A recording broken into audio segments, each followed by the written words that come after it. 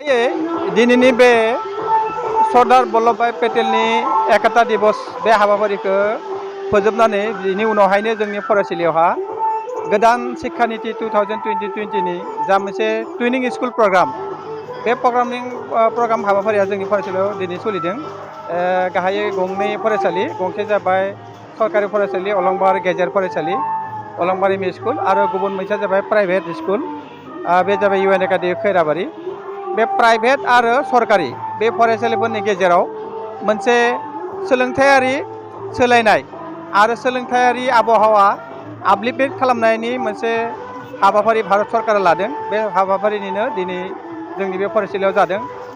बे हाबाफारिनि गेजेरावहाय मोनसे कालचारेल एक्सचेन्जबो मोनसे हाबाफारि दङ।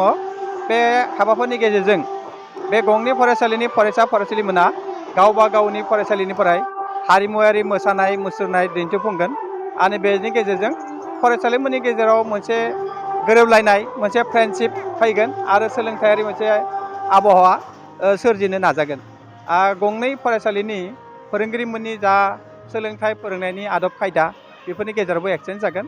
बेबायदि गुबुन गुबुन माखासे हाबाफारि दङ। दानफायाव मोनफायै बेबायदि हाबाफारि जालांबाय थागोन। दा बिनिनो दिनैहाय जोंनि बे फरायसालियावहाय बे गाहायै गंनै फरायसालिनि डाटा एक्सचेन्जनि मोनसे हाबाफारिबो जागोन। जेरैहाय जोंनि फरायसालियाव मा आयदानि फोरोंगिरिमोन दङ आरो बेसेबांखिनि फरायसा फरायसुलि दङ, बा थिग बेबायदिनो इउ एन एकाडेमि बे प्राइभेट फरायसालियाव फरायसा फोरोंगिरिमोननि जा स्ट्राक्चार बा मा आयदानि फोरोंगिरि दङ बेनि मोनसे डाटा होनाय आरो लानायबो जागोन, एक्सचेन्ज जागोन।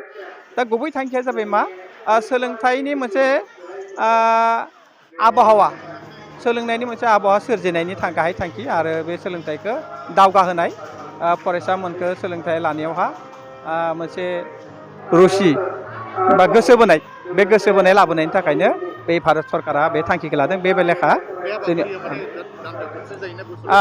बे हाबाफारिया मोनफ्रोमबो दानफायाव मोनसे हाबाफारि जालांबाय थागोन। गुबुन गुबुन आरो हाबाफारि दङ, फैगोन दानावबो जागोन आरो नेक्स्ट बेबायदि दानावबो बे गंनै फरायसालिनि गेजेराव माने बे हाबाफारिया जागोन आरो।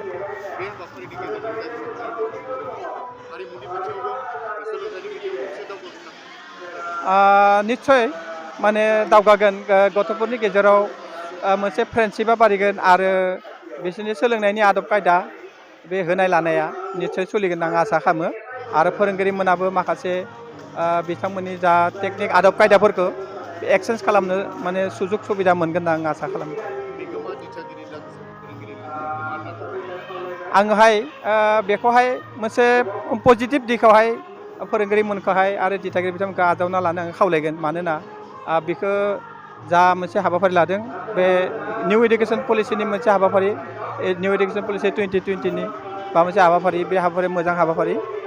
प्राइभेट स्कुलाव माखासे इनफ्रास्ट्राक्चार बा सोलोंथाइनि आदब खायदा आरो सरकारि स्कुलनि बाजे खायसे इनफ्रास्ट्राक्चार बा आदब खायदानि बै माबायावहाय माखासे समाव रिजाल्टफोराव बहुत फाराग नुनो मोनो। दा बे फारागखौहाय खमायनो थाखाय निस्सय सरकारा